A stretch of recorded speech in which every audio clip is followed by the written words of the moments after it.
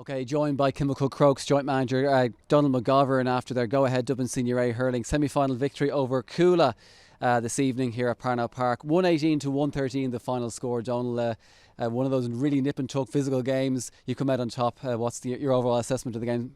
I suppose we're delighted obviously with the result, but more so than that we're really happy with our performance.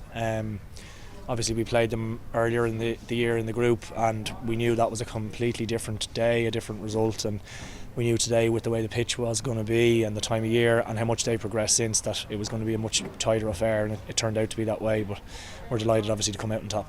Yeah, it was one of those games, as you mentioned, the conditions here are pretty poor today. It's just been raining all day, kind of a miserable afternoon, and that certainly played a part in the game. You must be delighted though with the fact that, I mean, you got that goal in the first half and you were able to kind of keep them at arm's length pretty much from then on in. Certainly, and any time Cuala came close to maybe closing down the gap, you were able to pull clear again. So you must be delighted with how you kind of managed that game. Yeah, we are absolutely. I suppose with Cuala, no matter what we saw again in their games, they've been behind in most of their games and they've come out on top every time because they have that kind of winning mentality and they have that belief that they'd be able to win. I suppose we're delighted with the work rate of our players. We felt that we came out on top in a lot of the rucks, a lot of the kind of dirty ball, a lot of the tackle counts and things like that, and I suppose at this time of year they're the things that are going to win you a game.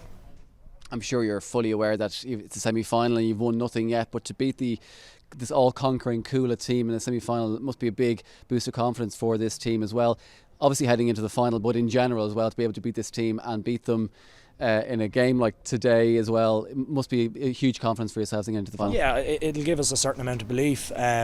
It's to get over a team who've won so much and who've been winning games late, is obviously a psychological boost for us. But again, it will count for absolutely nothing if we don't go on and deliver a similar performance against Nafina. So I suppose while we're delighted with today's performance and it is a big boost, we need to get the head back down on Tuesday and really focus on the big game. Yeah, it is Nafina in the final. I'm not sure if you saw any of the first semi-final earlier on. Obviously you're probably concentrating on your own game as well.